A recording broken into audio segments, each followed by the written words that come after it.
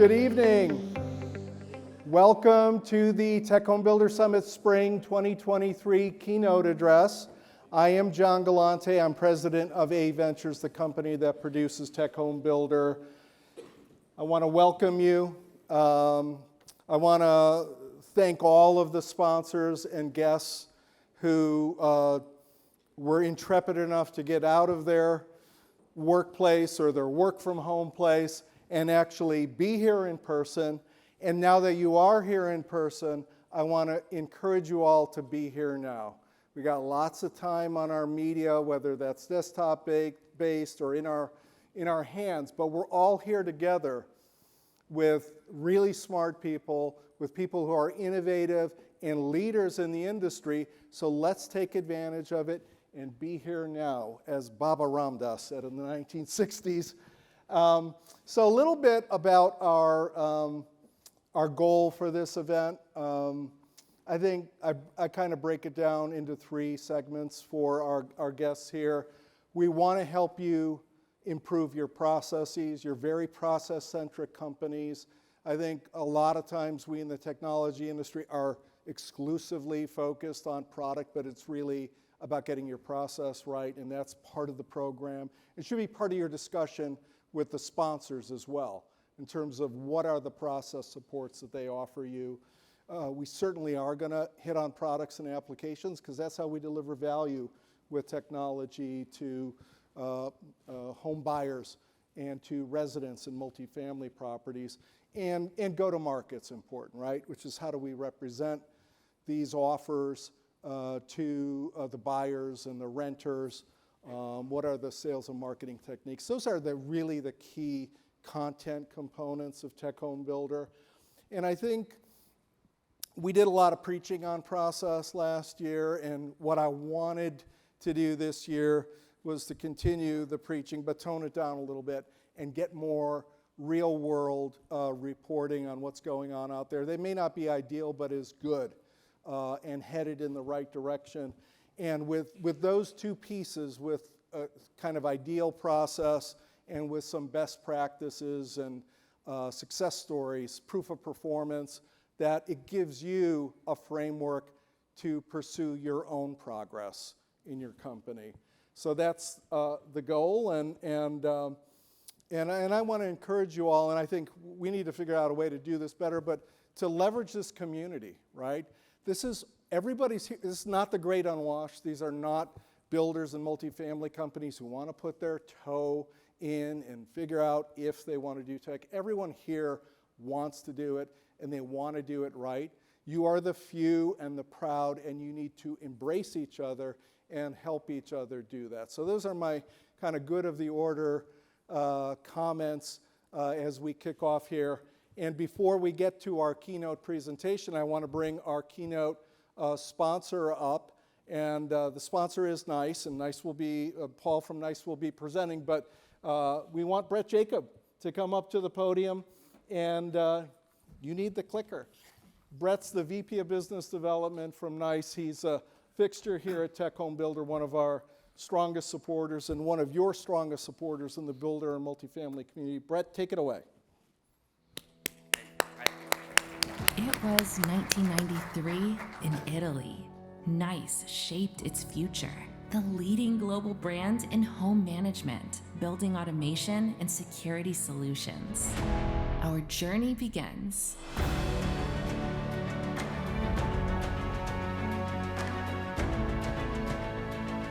Today, we are over 3,000 people in 22 countries, one multicultural team with more than 30 nationalities.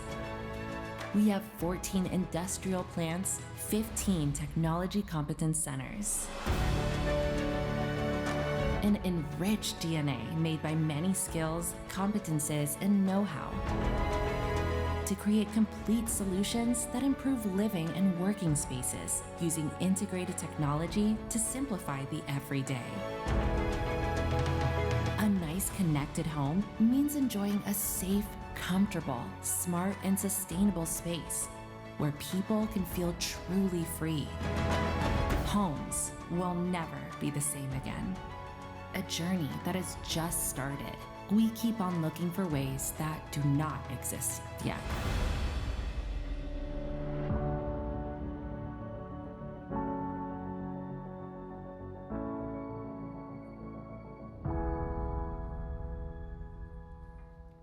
we go.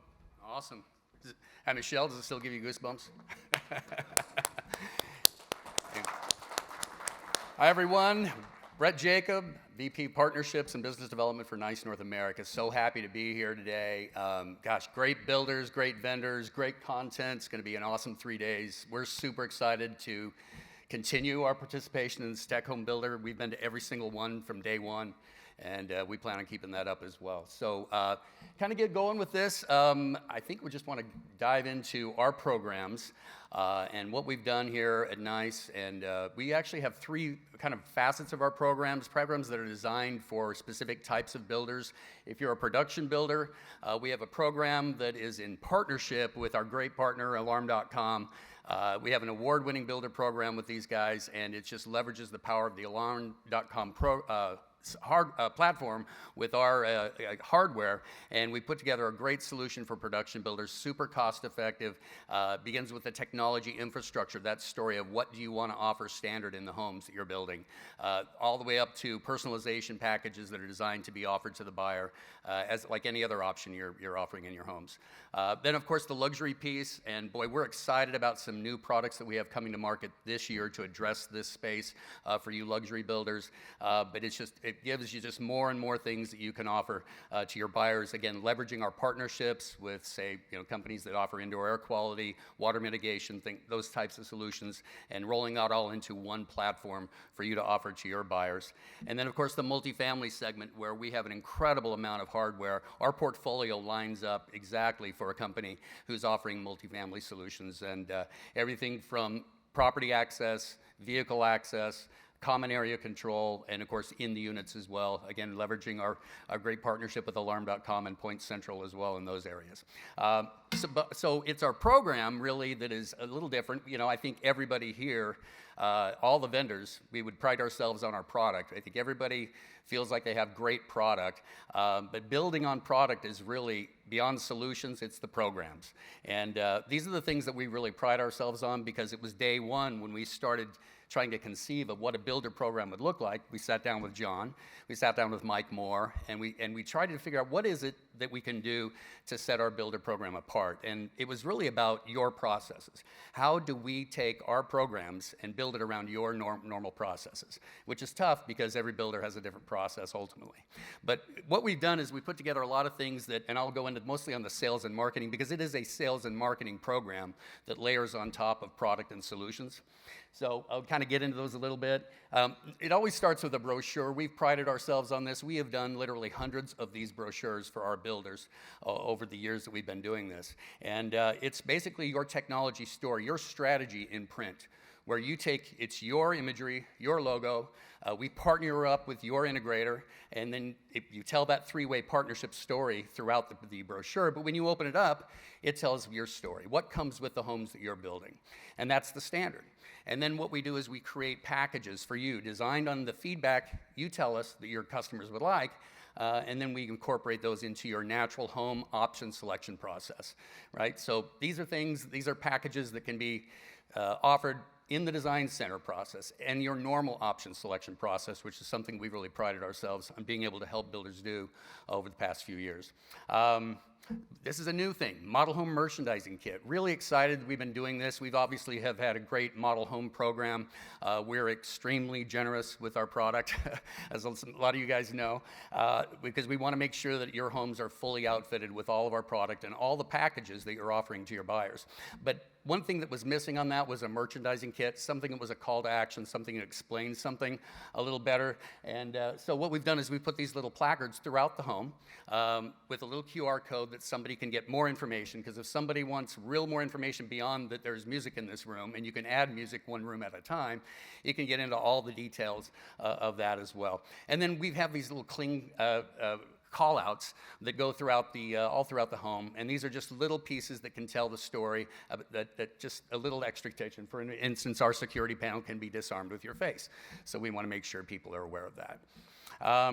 Design centers. This is something we've really prided ourselves on as well, is providing support for design center people, training, packages, pricing, helping builders incorporate these options into the budget process for their buyers.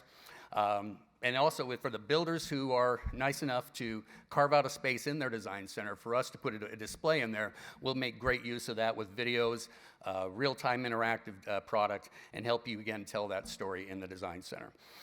Also, if you're offering options online, we have that as well. We're able to offer, you can narrow down your products by category, and then from here you can actually add a package to a wish list or to a shopping cart if you want. Digital marketing. You want to do something like this, we're happy to help you with that. We can help you with SEO optimization. This particular builder wanted a 100-mile radius. If you were searching for smart home, one touch, anything like that, these banners popped up on their Google SEO, and we were able to direct them to their community and their landing page. We can do that for you as well. We are now, this is a new thing, our developer is eager to help find a builder who will let us use their floor plans and load it on your website. So if you're a custom luxury builder who's interested in this 3D interactive connected tour, it's pretty cool. These little call-outs tell you about, for the outdoor area, it would tell you about the entertainment options, your pool and spa, outdoor audio, outdoor lighting, all those different elements in a 3D interactive tour kind of environment, which is great for builders who may not have a model home. And last, job site signage, right? If you are building a home or a community and people are driving by it on their way to work for 9 months, a year, why not advertise, right? Why not let people know that every home that you're building is smart, and offer that and as a call to action to people who are driving by your community. And I think that's it. I can tell you we have not one builder who takes us up on all of the things that we offer. There are even more beyond this, but we have a lot of builders who do take us up on a lot of the things that we offer to help enhance, beyond the product, their ability to offer technology to their buyers. So I think I'm out of the way. 10 minutes, John? Yeah. No, I did all right? Yep. Okay. All right. Well, thank you, everyone. I appreciate it, and looking forward to hearing you listen to my boss.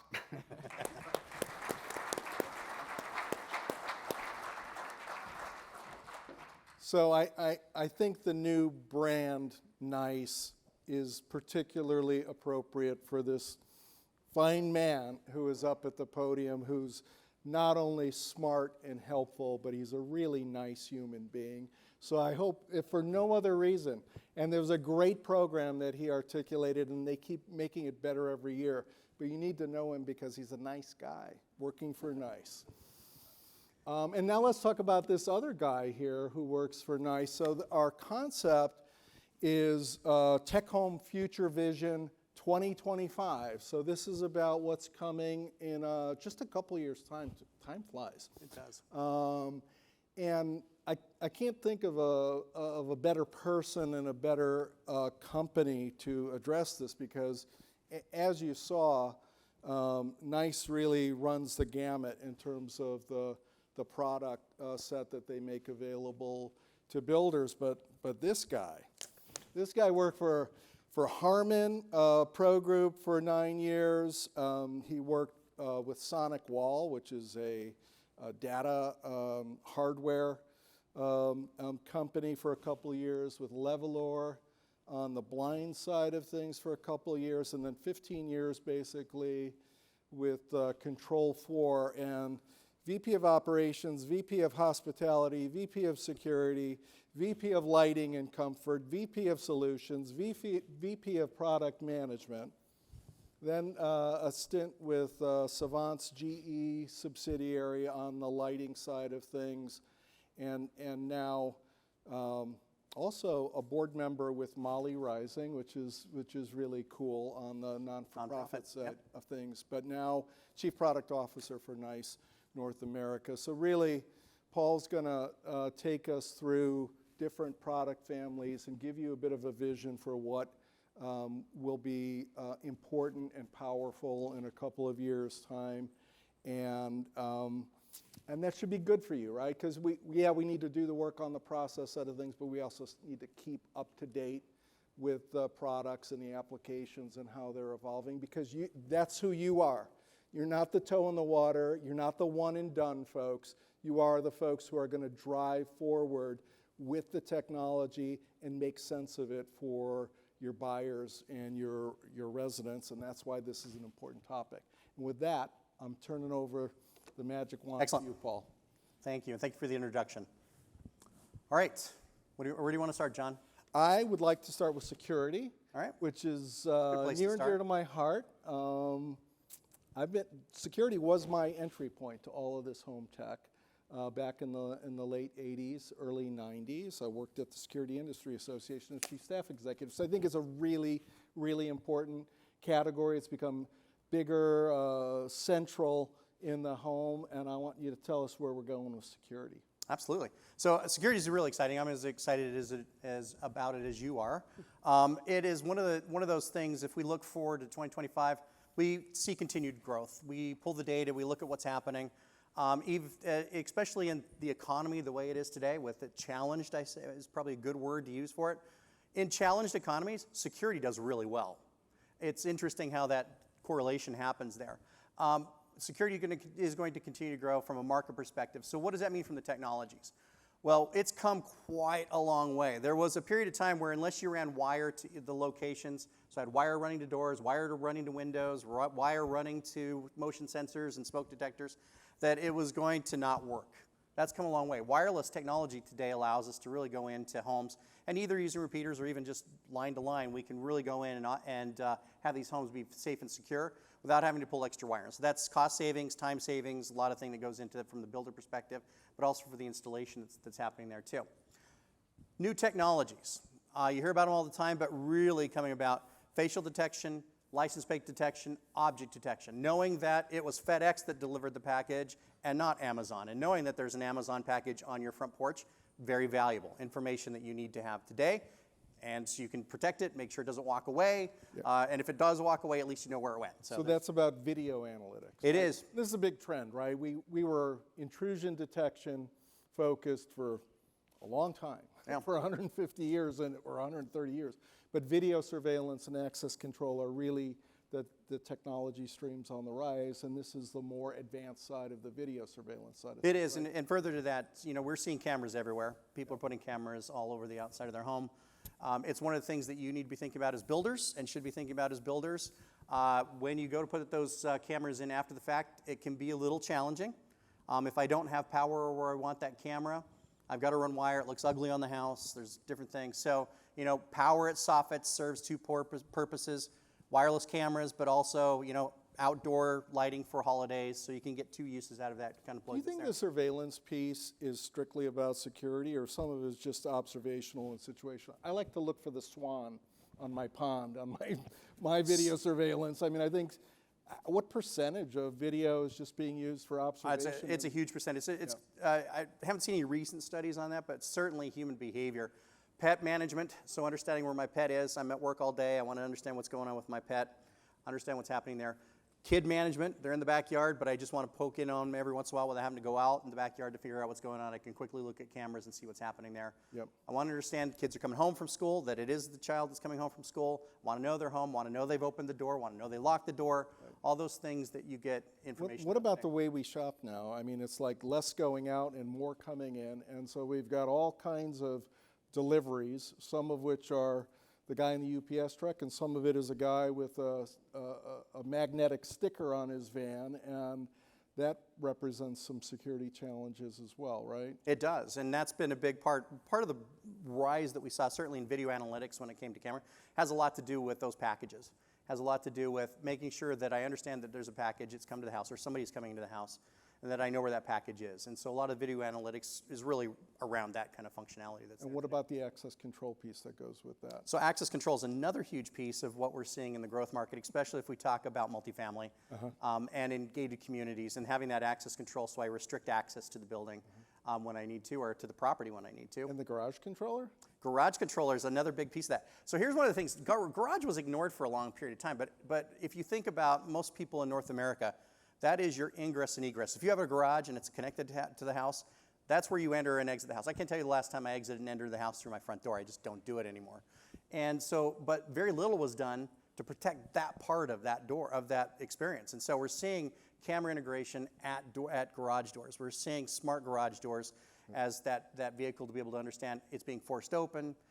It has been open when I didn't know it was going to be opened. All those things are notifications. So there's simple stuff like video doorbells that like everyone kind of does, but there's really a more sophisticated approach that involves multiple nodes of video surveillance, the access control. How do your integrator partners work with builders to develop something that's a little more sophisticated and differentiated like that? So what they would do is they would sit down with the builder and understand a little bit about what are their goals, what are they trying to achieve from that.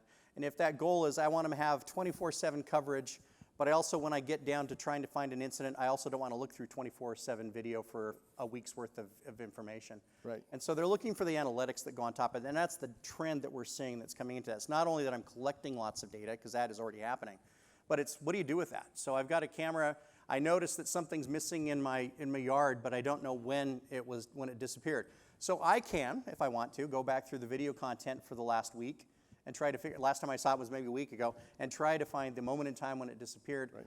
Or through video analytics, I can get to that exact moment in time. And that's part of the residential offer today, or is that coming in 2025? You see some of that today. We're seeing that in that commercial, in that residential offering today. It's primarily luxury builds, but you see that coming in also in multifamily as well, for sure. Cool. Should we move on to AV? Good Yeah, old let's move AV. AV.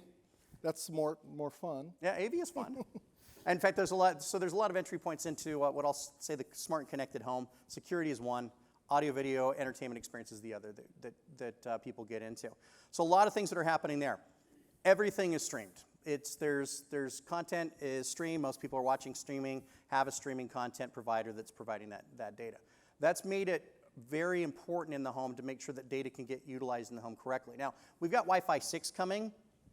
It's been coming for a long time, and it's still coming. But until all of the devices are Wi-Fi 6, you don't get advantage of that wider bandwidth. And until then, wired is really kind of important to television locations. If I'm going to have a television on the wall, it should have Cat 5, Cat 6 running to that connection. That smart TV is going to run way better, especially when the kids are streaming some YouTube content on their iPad. They've got another kid in the other room that's playing PlayStation. Everybody's consuming that bandwidth that exists in the home, and so having wire in the right place is very important. Do you guys all and gals all get that hybrid is really where you need to be now and probably where you need to be going forward? For sure. Because we're going to go to 8K after 4K on the TVs, and Yeah, the whatever wireless is never going to No, whatever bandwidth we gain from new technology gets consumed by the next technology that consumes more of that bandwidth. Yeah. It just- But I think over the years, we had the go-go years in the 2000 for structured wiring, and maybe we overwired a little bit. you could say that. However, we've underwired quite a bit, I would say, in the last 10 years, and just said wireless is going to handle it all, and it may handle it all, but not good enough. Not good enough for the homeowner, and that's the thing. You can make it work, so it'll connect, and you can get that connection to happen. But if it depends. These are one of those things that an integrator or we working with you through the Builder program can talk to you about. And if it's a retirement community, 55 and older, they've got 2 people that are going to be in the house most of the time, you can get away with some things because it's not going to be as much content. But if you're building a home, or especially multifamily where you got lots of bandwidth going on, you need to be thinking about that experience. So in the Lux session I did earlier this afternoon, we were talking about how you get showroomed on some of these technology devices, right? Because people can buy them at retail. Yep. And implement them after the fact on a retrofit basis. And AV is probably the poster boy of that, right? Because there's so much AV available at retail. But how do we get to a differentiated play for builders on the built-in side of things? How do we make the case for built-in? What can we do with built-in versus slapped on with AV? Yeah, so I think there's a couple of things that you can do there. If we start off with production builders there, making sure you've got wire in the right locations. And it's that combo world that John was just talking about where you can work wirelessly. But wherever there's a television, I'd make sure you have wire run into it. I would just make sure it's there. If you got an entertainment center, I'd run 2 wires or 3 wires there. That way I've got everything that I can plug in can be wired. I will always say wired is always going to be more reliable than wireless just as a given. It's just the reality of the world. But making sure you've got those in that area. In luxury, man, I'd make sure you have wire everywhere. If I don't have to rely on it, I don't have to rely on wireless wherever I need to have it. So make sure wire's running there. And then we start talking about speakers and making sure that I've got speakers. There's wireless technology that's out there for speakers. That's another bandwidth consumer as well. So some of that problem. When we step into luxury homes, making sure that I've got enough sound in the areas that I need to have is important. I'd make sure you've got speaker wire. That can be an add-on later. We see that. We see builders take that approach. I pre-wire for speaker wire. If you opt not to have speakers, you've got wire there. Next time, if you want, 2 years from now, you want to put speakers in, you're not paying for an expensive integrator to come in and have to rewire and route wire through all of your joists and everything else in the house. What about critical viewing and listening versus kind of ambient viewing and listening? I mean, there's a role for both in the built-in environment, right? Yeah, there is for sure. And that's the other thing, is trying to understand. That's where we would work with you very closely to understand how the space is going to be used, or at least how will you perceive that space to be used. And in areas where it's ambient, I just need to make sure still want good quality audio in that area, but I need to make sure I've got coverage. So that I also don't have to, the good part about having great audio is it doesn't have to be cranked if I do a good job. If I lay it out correctly, I've got enough speakers to have the right coverage for that room. At very low volume, I can still hear it, and it's still ambient and still great. Whereas if I only put 2 or 3 speakers in a big space, I got to crank it way up to even get that ambient loud, and there we get hot spots. So it's not. That's where we work with you to make sure that you've got that sound laid out correctly. And in critical listening areas, that's where we'll step up and talk about some of the better audio solutions that we can put in place. Mm-hmm. And so once I experience critical viewing and listening in a single node in the house, any place where I'm going to kind of sit and lean into my content is one where I have an expectation. Right? Like if my sub is missing, someplace where my subwoofer is missing, someplace where I'm doing critical listening and viewing, I'm really missing something, right? Isn't it important? You are. You got Harman roots, so talk to us a little more about sound. Yeah, I'm an audiophile, so I can go all day about audio. Yeah. Really, really critical to make sure that you've got this quality sound, especially as I step into those luxury spaces, that it sounds great. And that means that I've got a well-balanced system. Just slapping it up, throwing in an AV receiver does not mean you have quality sound. It starts with the equipment that you put in, but it's also the expertise of the people installing it to make sure it's tuned correctly, to make sure that the sub is set at the right frequency so that I get the crossover to happen when I want it to, and I get the sound for the room. Placement is a massive issue.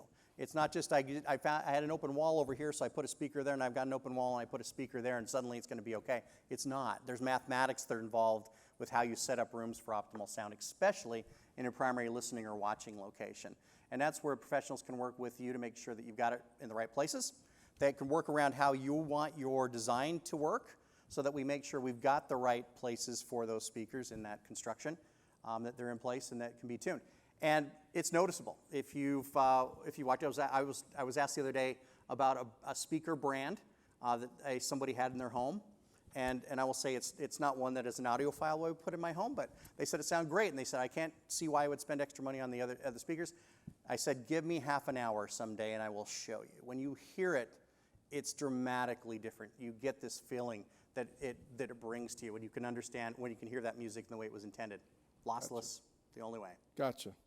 Should we move to the less entertaining element of energy production and energy management? Absolutely. Yep. Let's talk about that. So this is another, but I find it exciting because it's an area of growth that we're seeing certainly throughout the country and throughout North America. Some by necessity. We've started to see that the power demand on our power grid is dramatically increased. We have places in the country where times during the day you've got rolling blackouts and other things, brownouts happening during the day. And so energy management is very critical, but the ask or the demand side of that is exponentially growing. So EV cars, we have places in the country, California is a good example. By 2035, they're not going to sell any more petrol-fueled cars. So you'll have to you'll only sell new cars that are being sold, have to have power or have to be a hybrid. And so that's going to be an interesting point in time. I think all of us will agree that the grid can't handle all of California's cars on the power grid, so there's going to be a problem there day one. So we'll see how that works out, and I think it's a good ambition. But we're also seeing some regulation going in place in other places. I'll mention California as well. Any new home that's built has to have solar panels on it. So you don't build a home without solar panels anymore. And I think that's going to be a trend that we're going to see move across, especially areas through the Sun Belts and where we have the ability to have good sun content to be able to provide that. But we're also going to see another part of what's happening here, and that is that the energy companies, utility companies, are changing their dynamics as well, which is really going to force what we do inside the homes.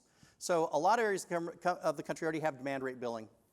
So based on time of year, time of day, your rate changes, and it's usually a schedule they send out, and they go, oh, between 9 and 10 a.m. it's going to be here, and between noon and 4 it's going to be here, and it changes on its seasonality. Where they want to get is true demand rate billing and this DERMS capability, which is that the utility company, when they run out of power, because you're already consuming everything that they make if they're generating their own, they have to go back and they have to go to the open commodities market and purchase additional power to power everything in that area that they're trying to power. That costs them extra money. It's bought at a premium. It goes into their price model. They have to fund that, and they want to be able to pass some of that along to you. So where they'd like to take it is the ability for the home to have a message sent to it that says, hey, we're up in your billing rate. It's going up because the grid's getting taxed right now. It's a really hot day in Phoenix. Everybody's got air conditioning on, and half of you have your vehicles plugged in. So they want to be able to raise that there, but what we need to have is an ability to react to that, and that's the part that's missing today, and that's that demand response, where we say, okay, you're saying you're going to raise the rate. I'm going to set a threshold in place that say I'm not going to have everything go above this kilowatt per hour usage, and I start load shedding things off, and I offset my HVAC to be able to accommodate for that. So that's where we're heading. I don't think we're there yet, but as we get to 2025, we're certainly going to start to talk about that. The other thing that's coming in as well is microgrids.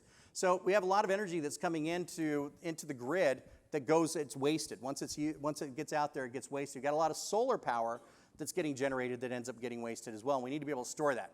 Vehicles are providing one of those capabilities, so you can store your energy in the vehicle and then reuse it in the house. We're seeing some of those platforms develop. But we're also seeing microgrids, so local storage, either in the home with battery storage or in communities with microgrids, so they're storing the power locally. So as it's generating during the day, we store it up, and at night we can then consume part of that that's coming out of there, less tax on the grid itself. So that's another one of those things. And builders and multifamily companies could make money on this. Absolutely. There's a capability here to make money in several different ways. Even just the install and hardware alone, we're seeing EV as a necessity in some areas of the country. So we see people adding that in as a standard feature in homes, starting to see that today, or even as an upgrade. And so we're starting to see that perpetuate, and we'll see it continue as so hardware sales. Yep. A share of that, like any other optional or standard feature that's built into the home. And recurring revenue? There's some recurring revenue share that you'll see in some of these models that are coming out. So some of the solar companies and some of these power companies are coming up with revenue share to say, hey, you put this in your property, we're going to help share some of the revenue that we're generating from it back to you, the builder, because you put it in your house. Mm-hmm. So we're seeing some interesting business models. Why would NRG buy Vivint? Yes, it's interesting. It's an interesting. NRG is the local energy utility in Houston, but they also have a national program, protection program, warranty program, and they recently acquired Vivint, which is one of the big for a very small amount. It was like $3 billion or something. Some small amount. Yeah, some change. It's interesting to see what's happening. We're seeing this combination of service providers come together. So you got security and energy coming together, and that's really because we're heading into a service economy where these things are all coming together so that I'm paying service fees, I'm paying for these things, they're servicing me, and you're going to continue to see that consolidation. Certainly as we head into 2025 and beyond, we'll see other areas of the home consolidate around that. So this category of energy generation and smart distribution and demand side management it's explosive in many ways, right? And there is opportunity for builders. It's just we're in the period of sorting it out, right? We are, and that's the thing is that there's some differing opinions about the way that's going to head, and so I would say there are a couple things that are given. EV vehicle sales are going to continue to increase. So you're going to need to have an EV charger in your garage or on your property, right? So if you're multifamily, you need several, maybe many. There's an opportunity there to share in the cost of that. They have companies out there right now who work with you right today to put charging stations there, and you get a piece of the charge that's happening on that. So that's there already. That business model already exists. In the home, that's something that's coming about, but certainly EV charging is something you participate in today. Solar is certainly something you would definitely compete and participate in. Very good. We're going to move to indoor air quality. Yeah, so this is one of the other areas I think is interesting. We'll see this continue to expand, and we've seen it over the last couple of years, and we'll see it going into 2025 and beyond. So one of the things I think that COVID showed us is that once we started spending a lot of time in our homes, we started to worry about, well, is my home okay? Should I be okay with my home? And what many of us don't realize is the indoor air quality in your homes is sometimes not good. And it's not the fault of the builder. It's not the fault of the homeowner. Sometimes it is, what they put in the house. But there are different things that are happening in the house. Cooking, burning, whatever it is you're doing. There's all kinds of things that are generating that, the decay of the materials that are being used in the furniture. All those are things that generate this indoor air quality potential problem. And one of the things that I saw in Asia when I started to travel there, well, not started, but in like the last 10 years, was almost every household in Asia has air quality monitor in it. And it's because the outdoor air quality is bad. Now, the other falsehood is that because I'm in my house and the outside is terrible, I can see the smog, I'm okay in my house. Well, you're not, because as all you know, the air makeup, a lot of that comes out from the outside. So what's outside, certainly inside. But there are ways to help prevent that. There's ways to look at it and see what's happening. And so air quality management, we see two phases of that. First is monitoring, to understand what does my air quality look like today. And then there's mitigation, and that's the other part of that. And it could be just HVAC, could be exhaust fans, could be, in the kitchen if I'm cooking and the CO2 goes up, I can turn on the exhaust fans and get that to be mitigated without the consumer and the homeowner having to think about that. Air makeup systems that we see, air filtration systems that also bring in fresh air, filtered air, to be able to push out the contaminants at the same time too. It's going to be a growing category. Does the consumer gets it though, or are we pushing a rope here? The consumer gets it once you start showing them data on what they can see, and if they look at what's happening in their home and they can see that air quality, and that's what a lot of the systems do today, graphically show you what's happening. Yeah. You get it really quickly. And what are you guys doing about it in your control platform? So one of the things we added this last year was the capability to integrate third-party integration. So Braun Newtone's here, one of the vendors that is here today. I talked to them earlier. We integrate their air quality system into our solution so that from your app or from your touch screen or from your on-screen system, you can see what's happening. It gives you all the air quality standards, radon, CO2, all kinds of different things that are happening in the house. And AV control and security and traditional home automation have always been part of your platform. They are. But so you're bringing indoor air quality in. Is energy going to be part of the platform? Energy's part of the platform, and so is water management and water mitigation. So if we've got smart water. Yeah, we didn't have that on the list. We didn't have it on the list, because we had it for a while, but we lost it. So what's going on there? So water, that's one of those other areas, and that's a great area for you as builders, because you look at the home insurance claims, it's like 90% of them have to do with water damage in the home. Washers, dryers, sinks. And if I can put a sensor under each one of those areas or in those areas that monitor that, also put automatic water shut off in that home, so at the main I'm shutting it off. Yeah. When I sense water, I shut the water off. Certainly everything that's in line is going to drain out, but it's way better than that thing just pumping water out the whole time until I get home and find I'm in 3 inches of water. So we had a fella, Chris Tennant. I don't know whether he made it here from, he's here? He's there. He's Mount Lincoln construction in Northern California. He had 17 feet of snow before the latest storm that dumped 3 to 4 feet more on top of you. Did that come down already? So those aquifers and reservoirs in California got refilled, but not to 100%. But do you see demand side management on water, particularly in the western U.S., or maybe it's happening in Arizona soon? Ken Peterson.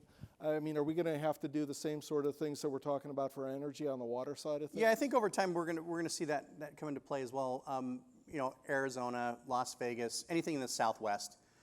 We've got a lot of snow in the west, so we'll see how that fills its way into reservoirs that all go downstream from the Colorado River Basin. We'll see what happens with that. But it's been 7 years of drought, record years in the Rockies, at least the western Rockies, and the Sierra Nevadas. We'll see how that ferrets out from the water that drains into that. But we were already getting dangerously close.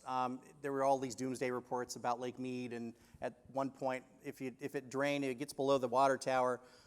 A third of the water from Southern California comes out of Lake Mead or out of the Colorado River. 100%, almost 100% of Phoenix, with the exception of some wells, comes out of there. Tucson, almost 100% of it. And that influx of people in Las Vegas that came out as we started to see some migration during the COVID era out of California, put a huge drain on the water. And so certainly you could see yourself getting in this place where that won't call it water rationing, but certainly being able to monitor what's happening with water usage in the home would be very Right. critical. So you have a lot in California. The energy consumption piece became critical to being able to build, period. Unless you did the right things from an energy conservation and efficiency standpoint, you couldn't even build a house. Which include Title 21, Title 24. Yep. So it's probably coming on the water side of things. I would imagine that's a natural byproduct. Yeah. Let's talk about outdoor, Yeah. which is another explosive category. Yeah, once again, COVID also, I think, started to get people in the staycation mode where you're like, hey, I'm going to use that outdoor space I've got, and so I want to utilize it.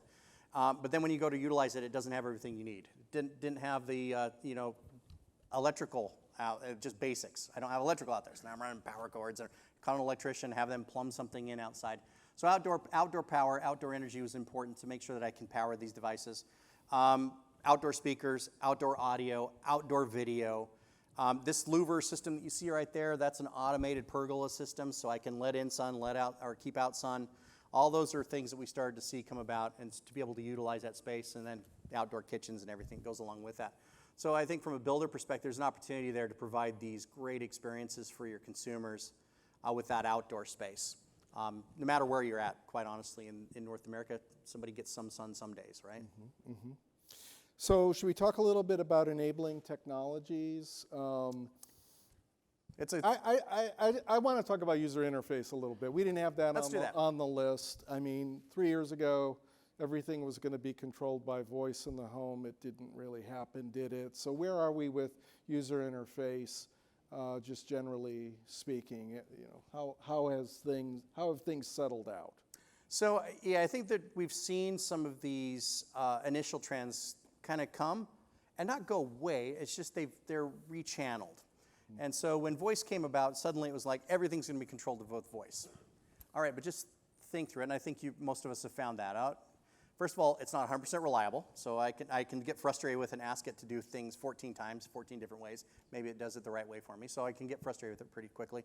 The next thing is it's not ideal for things like watching TV, right? I'm not like, hey, change the channel, raise the volume. It's just not ideal for those types of experiences. And so what we found, which is not a big surprise, is it takes different types of user interfaces to really take this smart and connected home, pull it together. So we see a combination of things.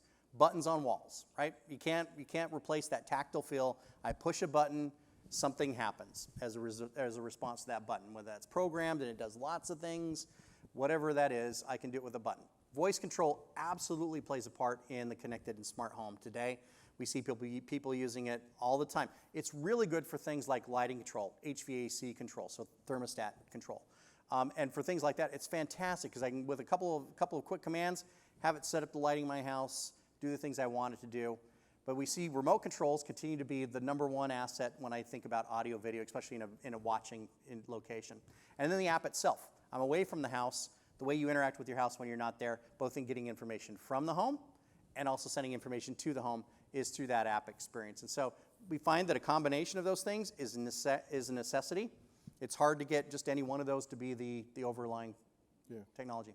And what do you all do in terms of being agnostic and enabling all of the different UIs? Yeah, so, well, I will tell you, we have the, we call it one UI to rule them all. As a couple other vendors in here will also say it as well.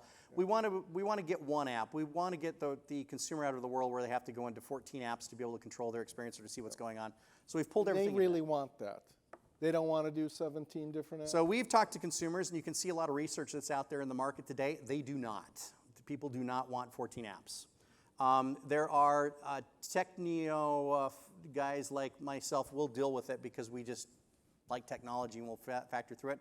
But the lion's share of our customers and our home buyers do not want 14 apps. They want a single app, and it needs to be simple. That's the other part that goes along with that at the same time too. They want it to be simple, they want it to be intuitive, and they want it to just work for them. Mm-hmm. All right, let's talk about interoperation and communications protocols and that whole... Yeah, before I switch to this real quickly, in fact, I'll put up we had the next solution.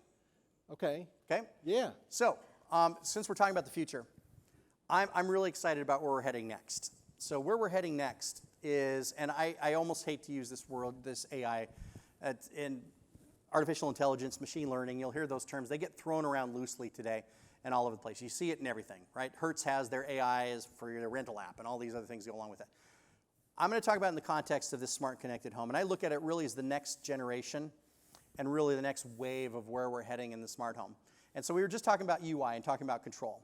And from a button, I can go into the room and I can push the button and I can have the lights turn on and I can have music start up and I can adjust the temperature in the room and I can do all those things I want to do, and that's great. I can do it with my voice, as we mentioned. I can do it with the remote. I can do it with the app.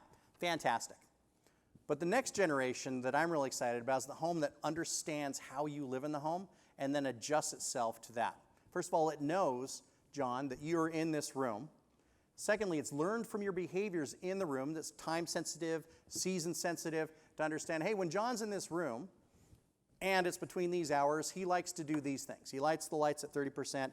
He wants the Kelvin rating to be 3,200. He wants the music to be on soft jazz or gangster rap. It's probably gangster rap. Gangster rap, and he wants it at like really high volume with the sub cranking away in the background. And he wants all those things to happen, and that I can get programmed today. I can have an integrator do that thing for John. And that is great on day one when you turn the home over to the consumer and they go, great, I got it. I got the button that does that. It's my gangster rap button. I press that and everything, it happens. 365 days later, probably not the same thing I want to have happen. I don't like the lights at that level. I don't like the temperature in the room at this. I've moved to soft jazz, a pretty radical change, John, from gangster rap to I don't soft like jazz. either of those. Oh, what's that? 70s hits?